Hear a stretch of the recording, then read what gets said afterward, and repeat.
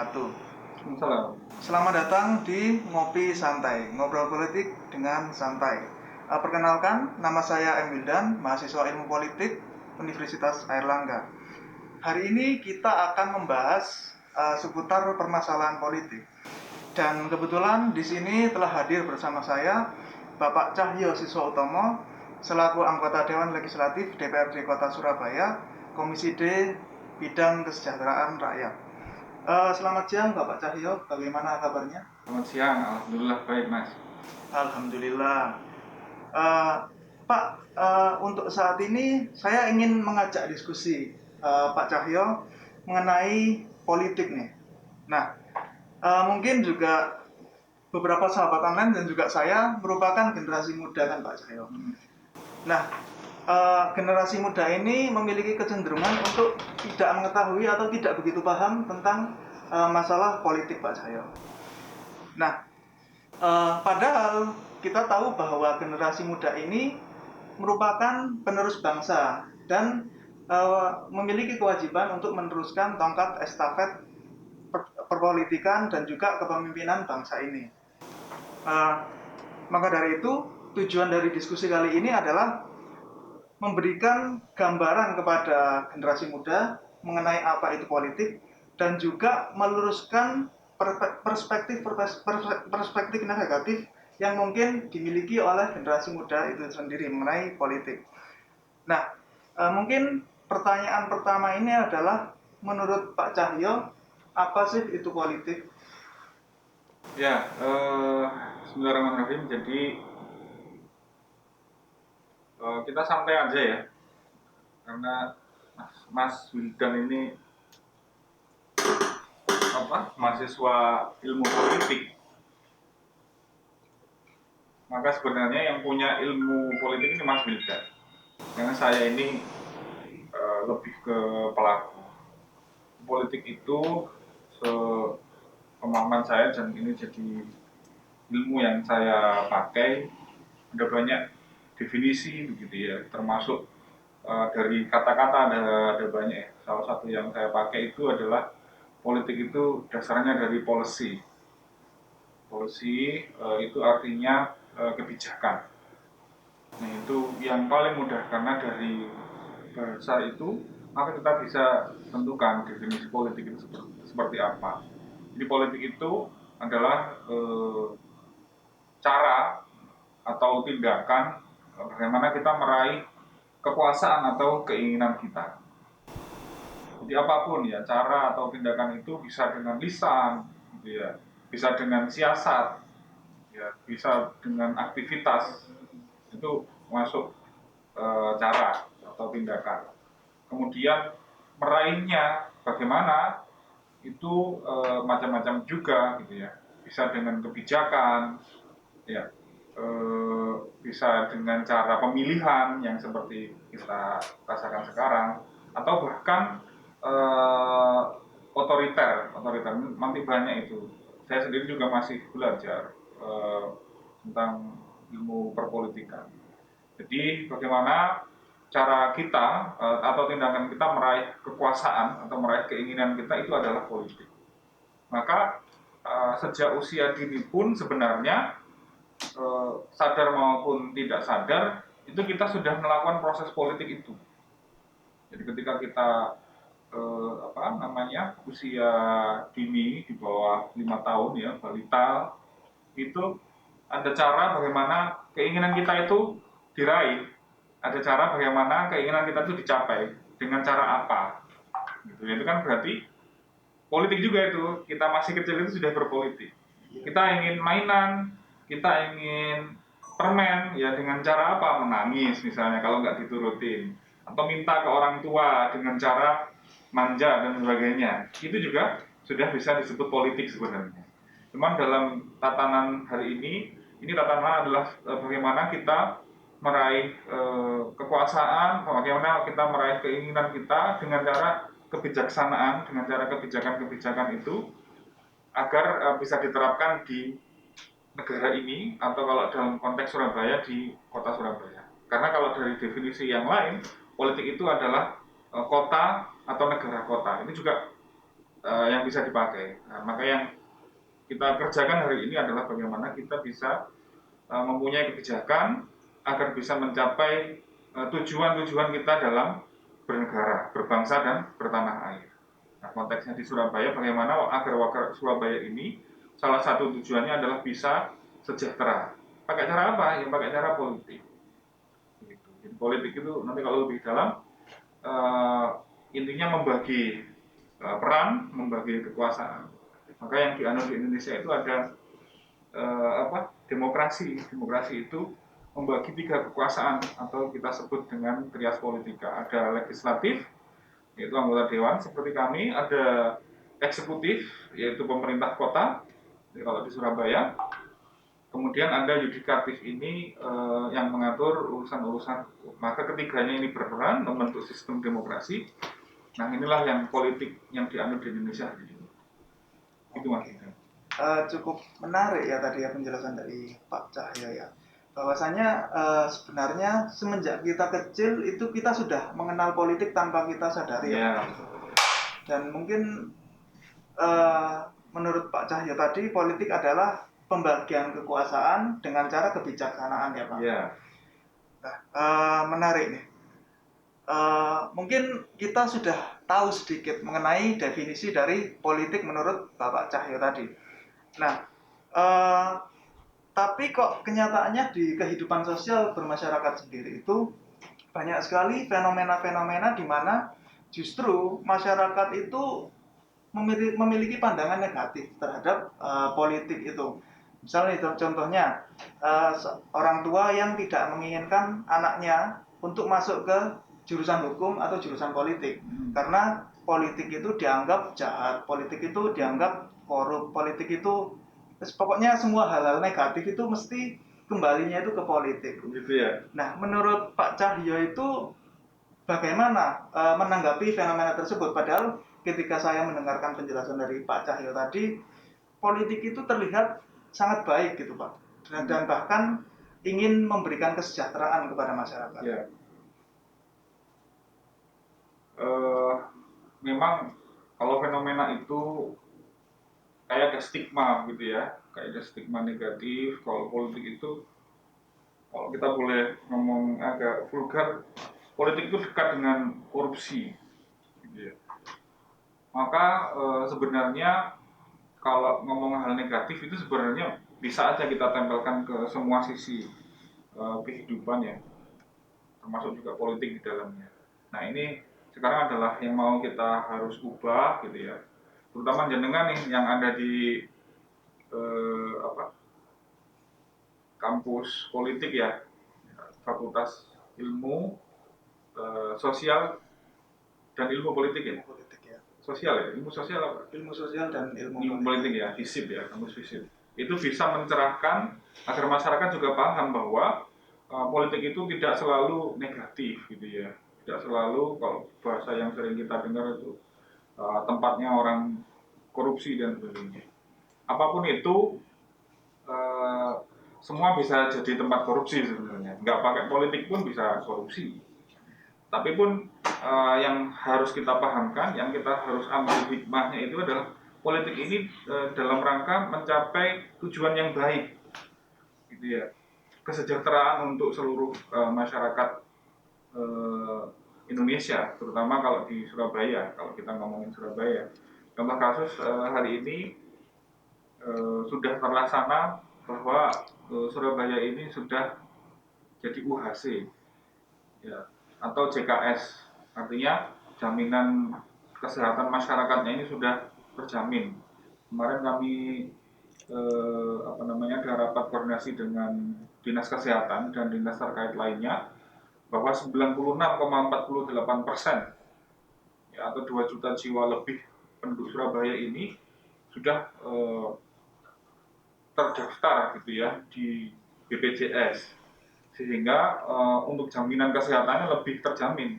Dan Surabaya artinya ini prestasi bagi pemerintah, ya, pemerintah kota Surabaya. Nah, ini contoh, ini kan politik, tujuannya kan akhirnya baik. Jadi 2 juta jiwa lebih masyarakat atau warga Surabaya ini jaminan kesehatannya sudah terjamin. Kalau ke rumah sakit nggak perlu khawatir nggak ada biaya gitu ya, karena mereka sudah termasuk dalam BPJS dan sebagian ditanggung oleh APBD. Nah, sebagian mandiri, sebagian ditanggung APBD, sebagian ditanggung perusahaannya gitu ya. Nah, 96,48% itu angka yang tinggi gitu ya. Nah, ini salah satu tujuan politik kan seperti itu. Belum lagi misal nanti kita ngomongin kebijakan yang lain. Atau kalau bisa disebut politik yang lain. Kita ngomongin politik yang lain. Itu di politik kesehatan. Nah, kalau kita ngomongin politik ekonomi, ya bagaimana misal pemerintah kita mendorong, atau pemerintah Kota Surabaya mendorong UMKM Surabaya ini maju. Cara-caranya bagaimana? Kalau kita ngomongin politik kepemudaan, ya kita bisa ngomong bagaimana pemerintah Kota Surabaya melalui disporanya itu sangat peduli dengan pemudanya, ya dikasih pelatihan wirausaha, kemudian ada fasilitas olahraganya dan seterusnya. Itu semua bungkusnya politik, ya. Karena tanpa politik ataupun yang ilmu yang kita pakai hari ini, tanpa kebijakan, maka hal-hal yang kebaikan itu tidak bisa diraih. Jadi pakai politik, pakai sistem, dan namanya itu sistem politik. Dan politik itu banyak kalau disebarkan. Gitu ya, mulai dari politik ekonomi, kemudian politik kesehatan, karena itu kebijakan. Kalau kita pahami seperti yang saya paham tadi, ambil kata dasar politiknya dari policy, politik itu kebijakan. Dengan apa? Ya, supaya tujuannya baik. Jadi seperti kita pahami internet atau pahami pisau, kalau bahasa yang paling gampang itu pisau. Pisau itu kalau di dapur ya dibuat masak. Ya, tapi kalau di luar sana ya bisa dibuat ngerampok, bisa dibuat nusuk orang. Ya, itu tergantung bagaimana yang memegang pisau. Begitu pula politik. Ketika yang memegang politik ini orang baik, ya, maka hasilnya juga baik, tujuannya juga baik. Begitu, itu yang harus kita cerahkan, kita sosialisasikan kepada masyarakat, kepada orang tua kita, kepada tetangga kita. Enggak gitu. Itu kebetulan aja yang diberitakan itu adalah yang negatif, yang buruk. Nah, habit kita ini kadang-kadang senang sharing-sharing yang buruk karena sensasi.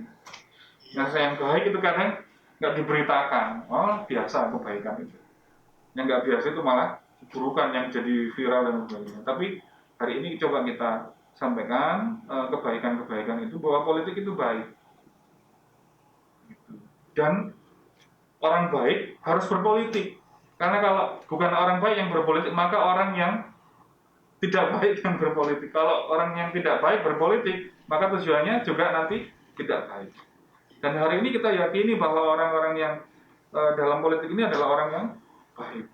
Harus yakin dulu, sehingga ketika yakin, kemudian nyambung sama Allah, nyambung sama Tuhan kita, Allah jadikan orang-orang ini baik, sehingga tujuan kebaikan itu tercapai.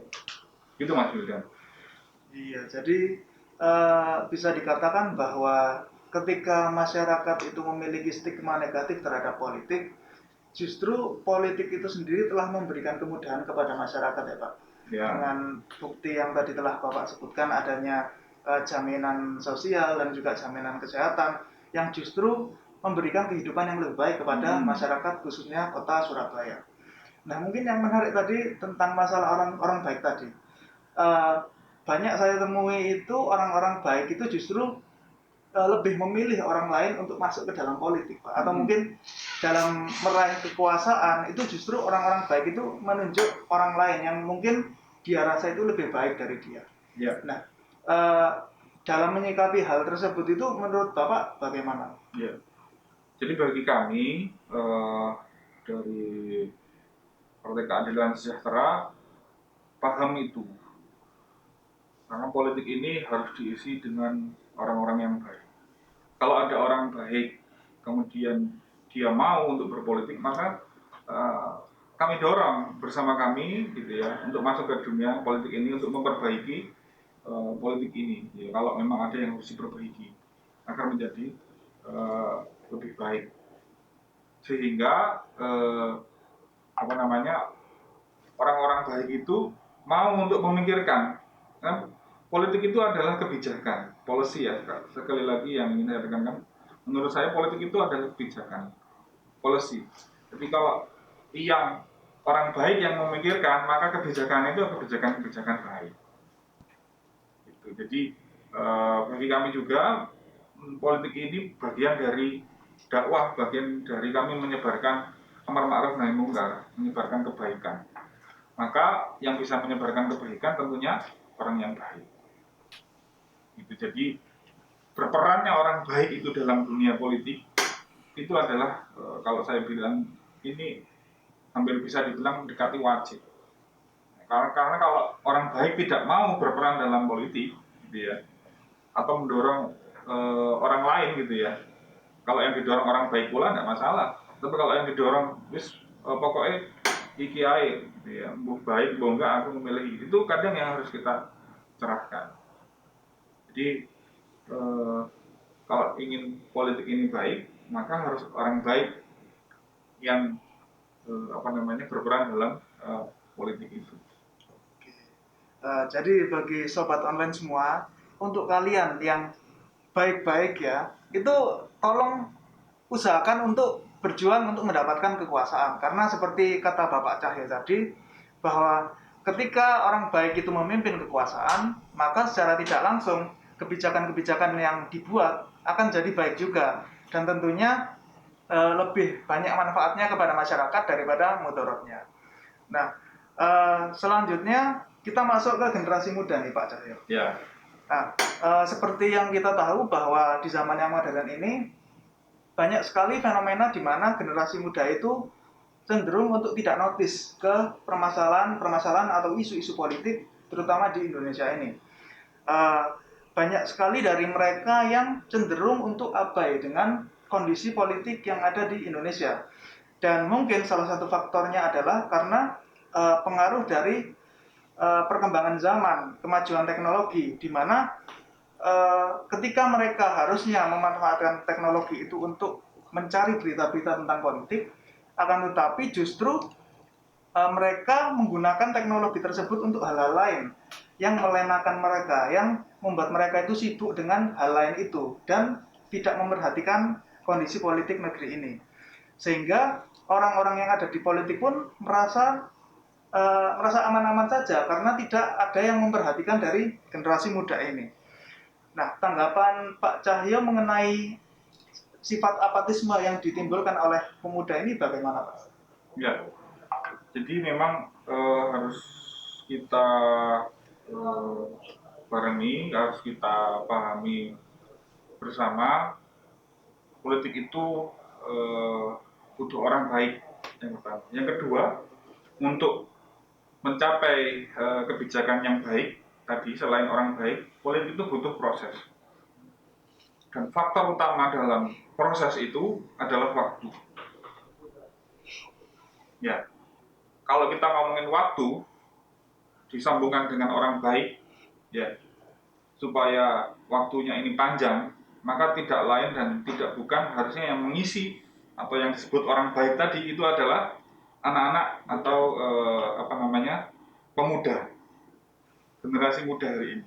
Sehingga dalam berproses ketika mereka mencapai usia dewasa, mereka sudah dengan pengalaman yang cukup dalam berpolitik. Mereka punya pengalaman berpolitik, bagaimana mereka bersiasat, bagaimana mereka mengambil kebijakan, ya, agar siasat dan kebijakannya ini tujuannya adalah kebaikan. Dan itu tidak bisa dicapai, mohon maaf gitu ya, untuk orang-orang yang sudah sepuh gitu ya. Kalau orang sudah sepuh itu minimal mereka memikirkan kesehatannya, mikirin kesehatannya gitu ya. Atau memikirkan keluarganya yang sudah banyak. Kalau anak muda, ya semudah-mudahnya anak pada usia pemuda itu biasanya paling baru punya istri gitu ya, atau punya anak satu. Itu sedikit yang dia pikirkan. Gitu ya.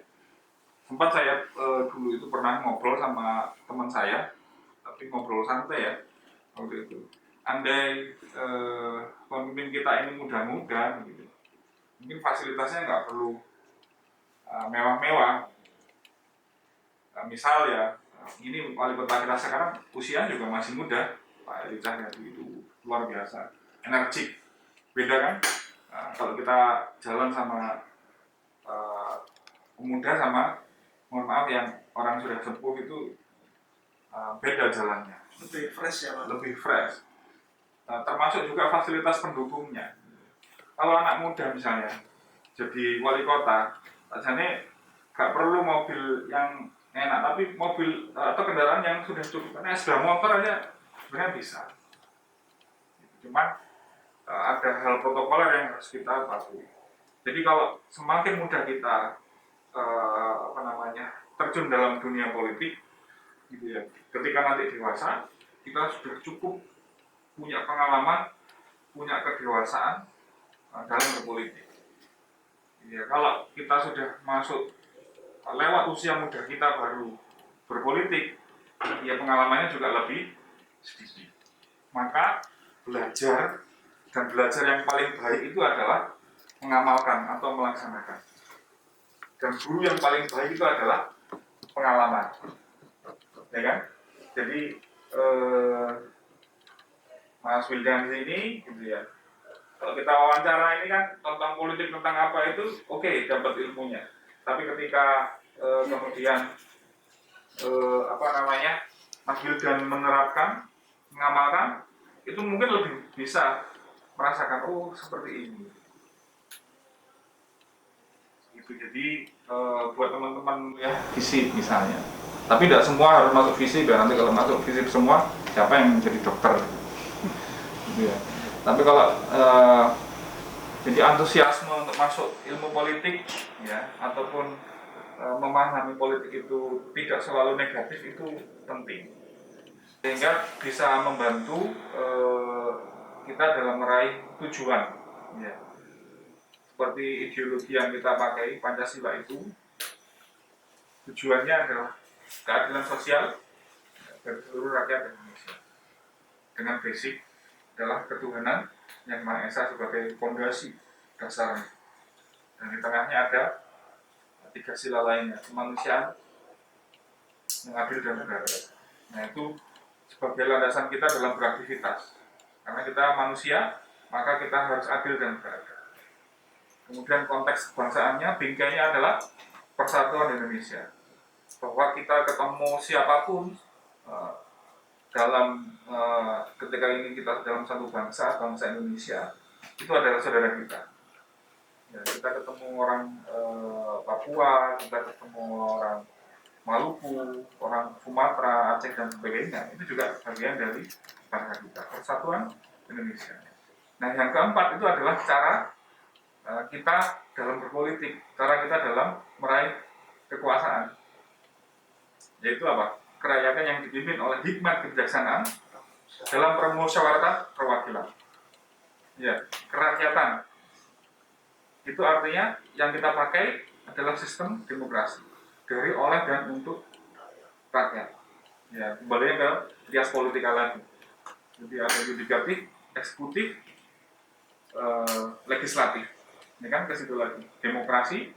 Nah, maka sistem yang kita pakai itu sesuai dengan sila yang keempat, kerakyatan yang dipimpin oleh hikmat kebijaksanaan. Nah, kebijaksanaan ini kan politik. Dalam permusyawaratan yang kita pakai adalah musyawarah dan perwakilan, yang wakil-wakil rakyat. Nah, ini legislasi itu di situ. Gitu, Mas. Iya, berarti artinya bahwa pemuda itu tidak boleh apatis ya Pak? Ya, harusnya nggak apatis pemuda itu. Karena mungkin kalau diibaratkan itu harusnya itu pemuda itu seperti menabung gitu ya Pak. Ikut politik dari awal, dari muda, agar nanti dewasanya itu bisa memiliki banyak sekali pengalaman, sehingga ketika ditunjuk untuk menjadi perwakilan rakyat atau pemimpin, itu dia bisa mengemban amanah dengan sepenuhnya ya Pak? Ya, dan salah satu caranya adalah kita bergabung dengan anggota partai. Saya dulu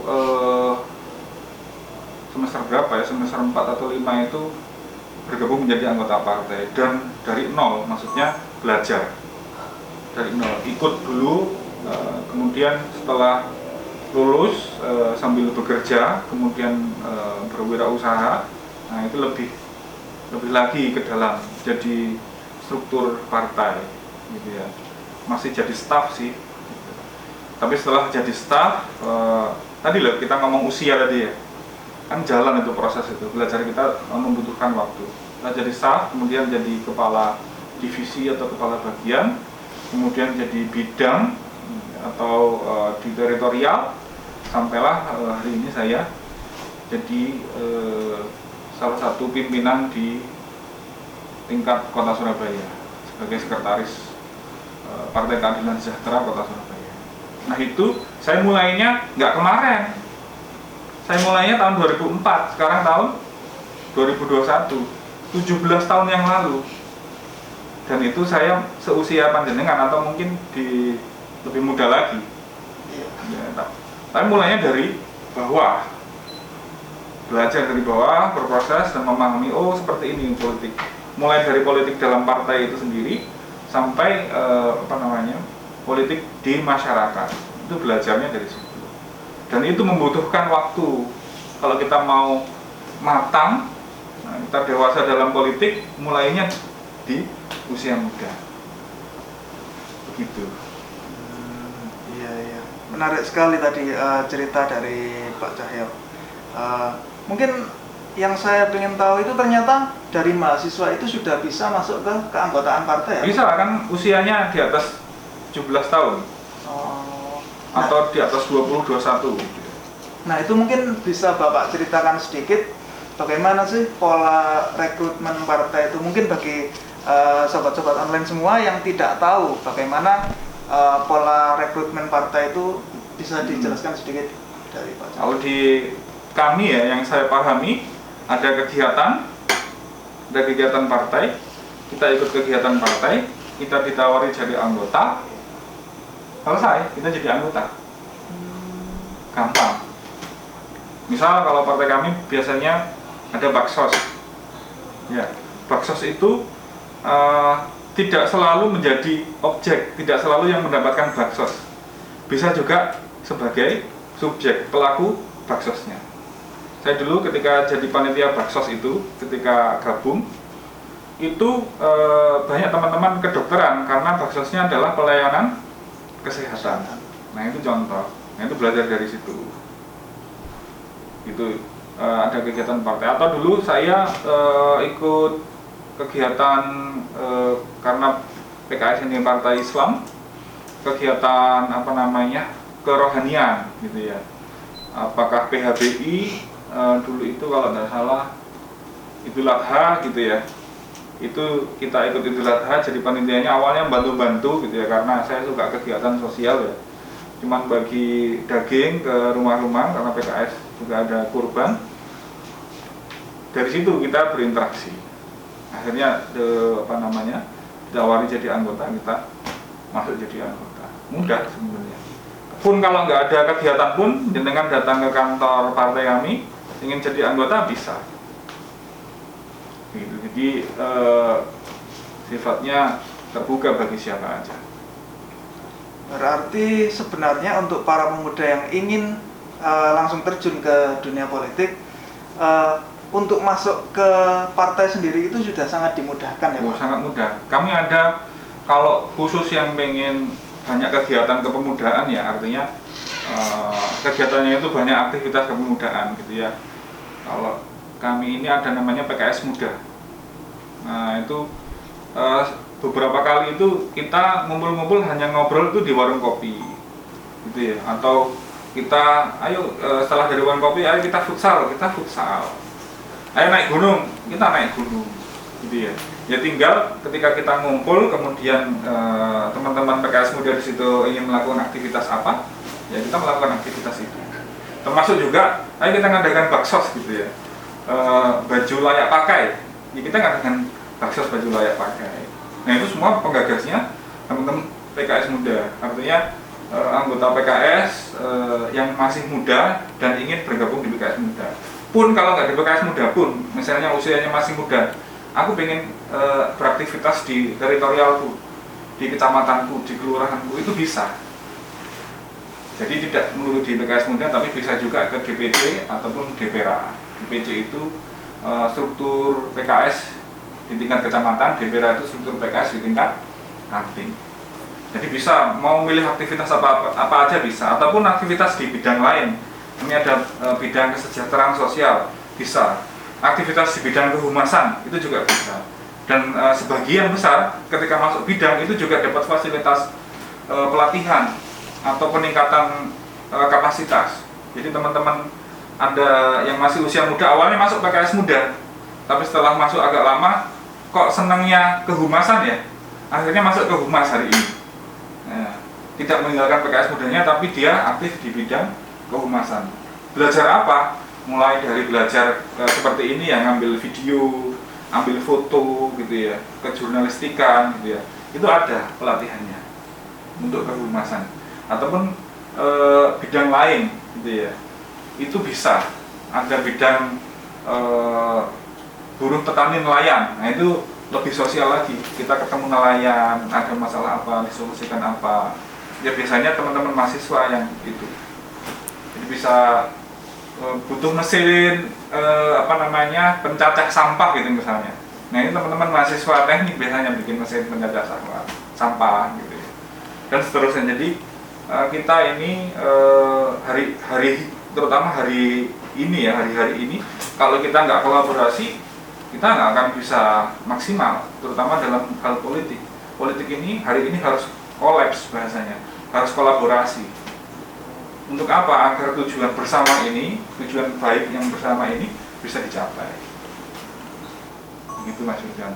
Iya, tadi sangat menarik sekali ya cerita dari Pak Cahyo yang tentunya masing-masing partai punya pola rekrutmen sendiri ya, dan itu tadi seperti yang dijelaskan oleh Pak Cahyo merupakan pola rekrutmen yang ditawarkan oleh PKS. Yeah. Dan tentunya tinggal generasi muda yang memilih mau masuk partai mana, dan tentunya harus memiliki keinginan politik yang kuat agar nantinya bisa menjalankan amanah dengan baik ya Pak. Insyaallah. Oke. Mungkin sekarang kita akan kembali lagi ke permasalahan politik Pak Cahyo.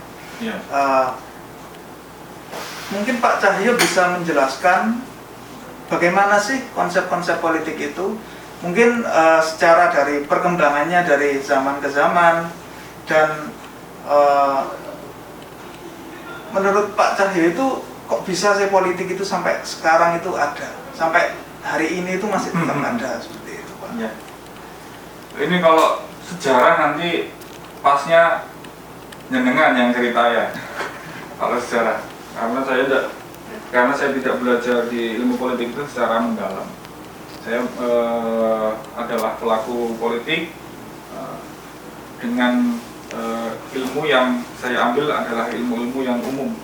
Nah, kalau sejarah panjang itu, saya pernah baca, saya pernah belajar juga, dan bentuk-bentuk politik itu tiap negara itu pilihan. Ada yang bentuk politiknya otoriter, itu pilihan negaranya. Ada yang bentuk politiknya demokrasi, ini yang paling banyak hari ini yang saya temui. Ada bentuk politiknya oligarki, ya. Ada yang bentuk politiknya kerajaan. Nah itu masing-masing negara punya pilihan politik sendiri dalam membentuk negaranya. Ya, dan Indonesia memilih bentuk politik demokrasi. Kalau kita lihat sejarah, gitu ya. Jadi ngomongin sejarah ini. Kalau kita lihat sejarah, Indonesia kalau kita boleh sebut awal-awal begitu ya, politiknya adalah kerajaan.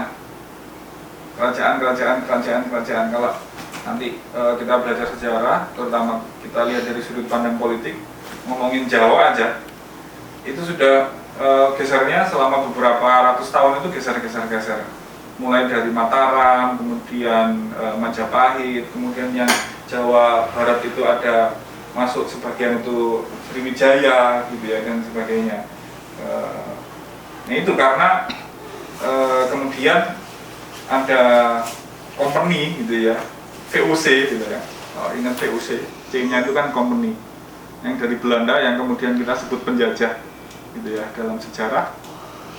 Itu yang kemudian mempersatukan, membentuk negeri ini menjadi Negara Kesatuan Republik Indonesia yang hari ini kita rasakan. Nah itu dari itu ya dari zaman kerajaan, dan itu belum bisa disebut Indonesia, kalau mungkin disebut Nusantara gitu ya. Kemudian ada peristiwa dalam sejarah itu yang disebut penjajahan tadi. Nah kemudian akhirnya terbentuk Negara Kesatuan Republik Indonesia dengan sistem politik yang macam-macam. Ada yang parliamentary, ada yang presidensial dan seterusnya. Gitu. Nah kalau ngomongin sejarah panjang dan itu harus sesuai keilmuan. Nah, saya khawatir salah nanti dalam hal itu. Kemudian tadi inti pertanyaannya apa? Mohon maaf. Mengenai konsep mungkin Pak saya. Konsep dari politik itu apa saja sih? Ya itu ya ilmu politik ya. Nah, itu harus belajar politik. Itu yang bisa jawab betul itu ya teman-teman yang belajar di ilmu politik itu dengan betul konsepnya apa dan sebagainya. Kalau kita yang jalankan hari ini pelaku itu kita tinggal menerapkan aja. Nah, tinggal menerapkan. Kecuali kalau kita betul, karena nggak akan hari ini era ini kita nggak bisa pakai 1-2 konsep saja. Kita harus pakai konsep dan dinamis dan terus berkembang. Gitu. Nah hari ini macam-macam ya konsep politik yang bisa dipakai. Begitu Mas Bulan, saya nggak bisa jawab panjang. Dari situ. Oke, mungkin sedikit aja Pak Cahyo. Kan Indonesia sekarang itu menganut sistem demokrasi ya Pak. Menurut Pak Cahyo, apakah sistem demokrasi yang berlaku di Indonesia itu merupakan sistem yang terbaik? Ya, kalau ngomongin sistem itu ada kelemahan dan kekurangannya. Gitu ya. Kalau bagi saya yang disebut terbaik itu adalah yang sudah kita alami hari ini. Gitu ya. Termasuk hari ini kita memakai sistem demokrasi, ya ini adalah sistem yang terbaik di Indonesia yang bisa dipakai di hari ini. Gitu ya. Tidak seperti sistem lain gitu ya. Mohon maaf seperti sistem khilafah itu kurang pas diterapkan di sini. Kemudian sistem kerajaan, bayangkan kalau sistem kerajaan dipakai di sini ya secara politik ada berapa banyak raja gitu ya. Tapi kita terutama kita hargai Raja Jogja gitu ya, ataupun raja-raja yang lain di negeri ini yang akhirnya mau membentuk Negara Kesatuan Republik Indonesia. Nah kalau ngomongin pas, karena kita sekarang sudah memakai itu, insya Allah pas. Semua yang terjadi hari ini itu adalah yang terbaik. Ini prinsip hidup saya.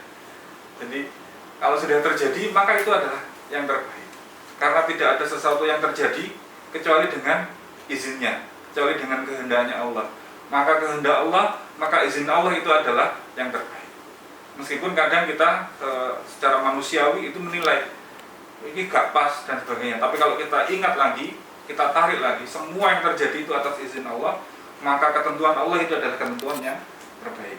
Jika hari ini Indonesia memakai sistem demokrasi, maka sistem demokrasi yang dipakai Indonesia hari ini adalah sistem yang terbaik. Gitu ya. Yang bisa dipakai Indonesia saat ini. Gitu. Oke, menarik sekali ya tadi penjelasan dari politik merupakan kebijaksanaan dan juga pembagian kekuasaan untuk mencapai kesejahteraan dalam kehidupan masyarakat.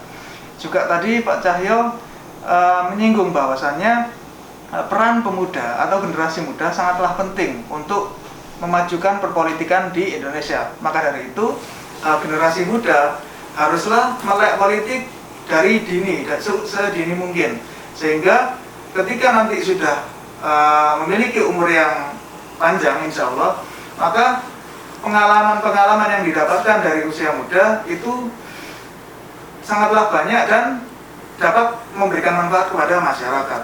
Nah, alhamdulillah, terima kasih Pak Cahyo atas penjelasannya dan juga telah membantu saya dan juga sobat-sobat online semua mengerti apa sih itu politik.